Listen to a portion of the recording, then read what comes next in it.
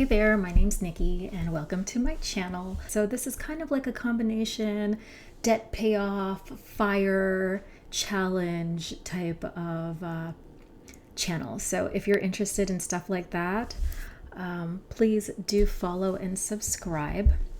For today's video, which is my first video, I'm just going to talk about 3 things that I did in order to really take control of my financial life. So part of the reason why I'm here is because I'm 45 years old. I'm a divorced mother of 2. And when I really sat down with myself, I realized that I am nowhere near, nowhere near ready for retirement.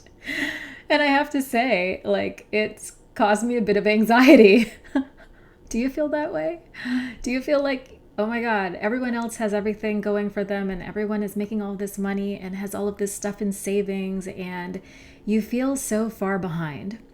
So I'm hoping that with this channel, I can reach out to other ladies that might be in a similar position to myself, the ones who feel a little bit far behind, who are making solid incomes, but then when they look at it, they're like, wait a minute, why do I not have anything saved? Why do I feel like retirement is years away, which it is, but I won't be able to retire comfortably if I don't really start getting serious about my financial life now. This is going to be my Fab 40s Finance series. Like I mentioned, I'm 45 years old. So if you are a woman in your 40s and you need to get control of your finances, then I hope you come with me on this journey. So today I want to talk about 3 things that I did to get control of my financial life. So I have some notes here because there's a whole bunch of stuff that I did, but I'm going to talk about the top 3 things that I did. When you finally decide that I need to put on my big girl panties and make a plan here and get serious about my money, all of these different things start coming into play that you recognize, holy crap, I have to manage all of this stuff. First thing that I did, which might seem a little bit out there, but it definitely worked for me, is I moved.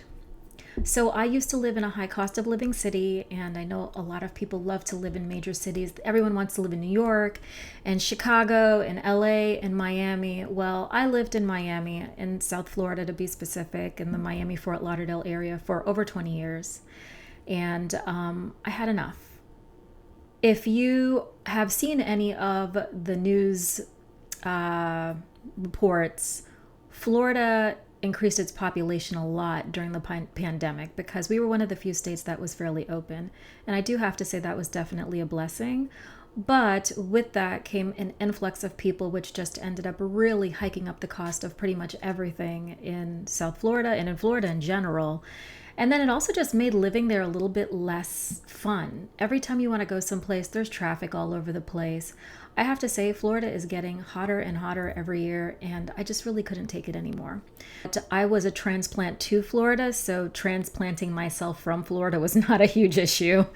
And I have to say that I'm a lot happier and just a lot calmer here in the Midwest. The traffic isn't as bad. People are generally more friendly. And I think the biggest thing that helped in terms of my financial journey of being in the Midwest is that you don't have this showy consumerism lifestyle that you have in Florida. If you look on YouTube or Instagram or TikTok, everyone runs to Miami to have an amazing girls' weekend or guys' weekend. Everyone's going to South Beach. Everyone's going to Brickell. Everyone's going to all of those hot spots to basically spend money. And when you're constantly in that type of environment, the idea of having to keep up with the Joneses or to keep up with the cool thing is very hard to avoid. And I found myself kind of in that. Always wanted to be out, always wanted to go to the next big restaurant or the next big lounge or something. Not really a nightclub person because, like I mentioned, I'm in my 40s. But always wanted to be out doing something. And those some things cost money. So beyond all of that stuff, just the day-to-day life is also more expensive in Florida. Rents are more expensive. If you own a home, taxes and insurance are insanely expensive in Florida. I fortunately did not have a home that I needed to sell or to get out of in order to leave the state. So I just decided to pack up my stuff and to find a calmer, quieter environment in the Midwest. So here my cost of living has decreased, I would say maybe like 15 to 20%. And what the quality of what I'm able to get for what I'm paying is much higher than it was in Florida. So definitely a change, but it was something that I felt was necessary for me to just get me in the right mindset of setting my finances on the right path. So I went from a higher cost of living state to a lower cost of living state. That was step number one that I did. Step number two was that I got real with my numbers, and looking at our numbers can sometimes be a bit intimidating. But it's interesting because when we go to the doctor, especially if you're in your 40s, they give us all of our numbers, right? We have to go do our blood work, and we need to know what our sugar levels are and what our iron levels are, what our blood pressure is, what our lipids and our cholesterol levels are, so we can plan accordingly so that we can adjust our diet and adjust things necessary. And I realized that the same way I do that at the doctor, I also have to do that with my money. I just got really, really granular with everything that I owed. What is my debt, like my debt payment right now? What's my debt obligation right now? Because before I can even think of growing any money and saving for retirement, the first thing that I need to do is get myself out of debt. So I have a little bit of, it's not a little, it's a lot. But I want to go through my debt breakdown. So this is all about being transparent. I think the more that we women speak about money and talk about our financial struggles, the better it is for all of us, because I don't think that women talk enough about money, and everyone thinks that everyone has it all together, and I'm pretty certain that that's not the case. Total debt breakdown. This is going to include the institution that I owe the debt to, the outstanding balance, the APR, and then the monthly payment, so that I know every month how much money I actually have to spend in debt. But then also knowing my overall numbers so that I know what is the total balance that I have due. So starting with my smaller balances, I have a Banana Republic credit card that has about $145. My most recent statement was $145 in balance, but there was actually a payment that went through on that, so it's a little bit less. That is at 29.99%.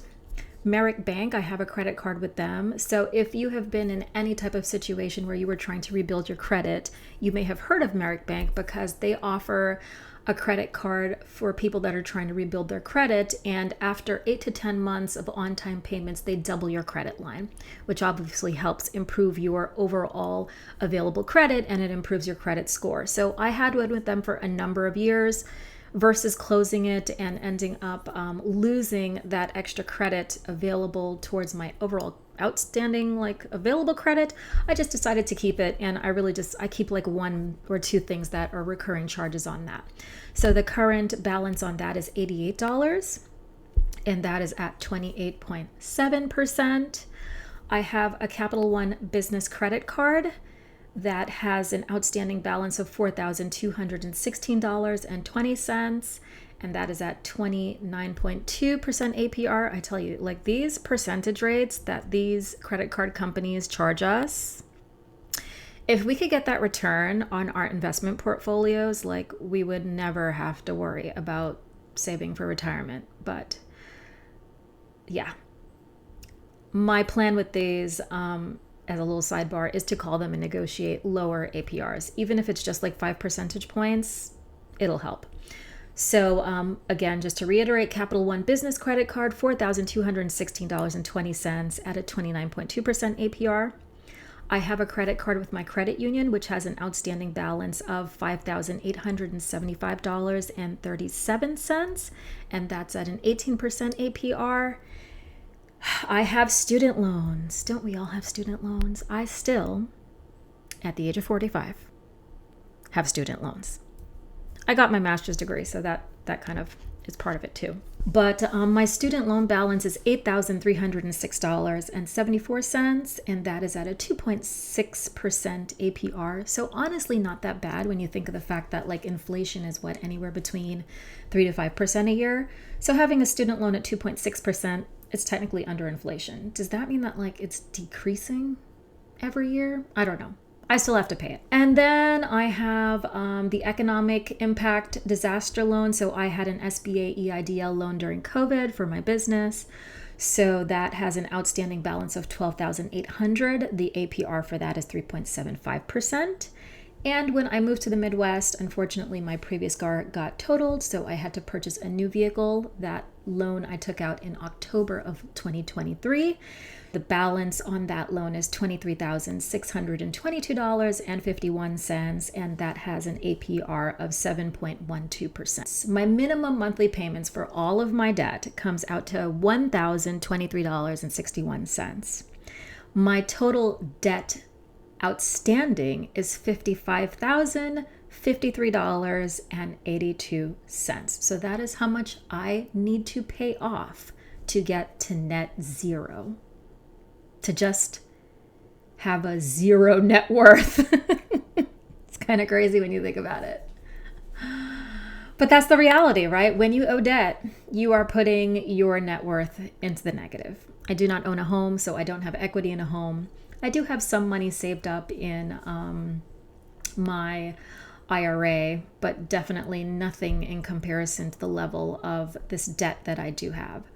So that was step 2. I got real with my numbers, and you saw like the total breakdown, like the outstanding balances, the APRs, the monthly commitment that has to go towards my debt every month. Now, step 3 was to make a plan. And so my plan includes just like different like interim goals and then timelines to get rid of this debt. And then moving forward, once all of this debt is paid off and now I have this money available that I can put in other places, what to do with that money. So step number 1 of my plan is to obviously pay off all this debt. $55,000 in debt is something that I need to get rid of. That's like literally someone's entire yearly salary that I'm holding in debt and making credit card companies really, really wealthy. So my timeline is to have all of this debt, all $55,000 and change of it, paid off by December 2025. So that includes my student loans, car loans, my business loans, and all of my credit card debt. Oh my God. Christmas 2025 is going to be a celebration because we got to get this debt gone. So that gives me about 16 months to get rid of this debt.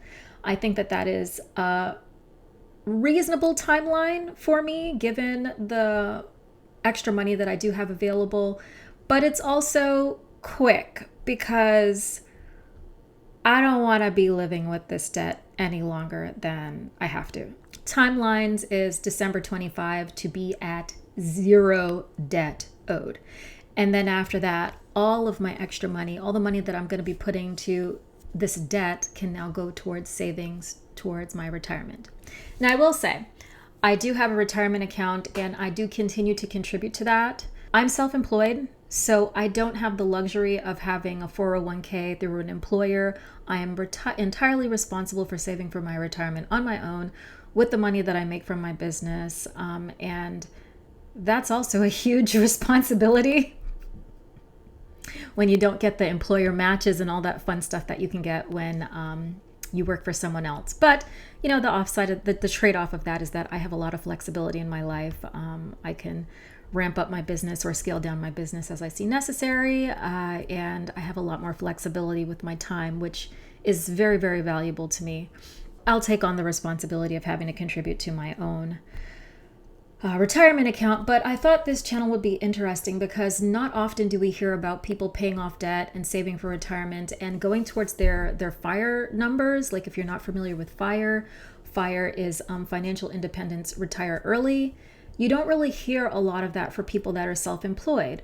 A lot of budgeting systems are for people that have reliable bi-weekly income, you know? So when you have irregular income, trying to budget, trying to save, trying to invest for retirement, trying to pay down debt, it becomes a little bit more precarious because you're not going to make the same amount of money every 2 weeks.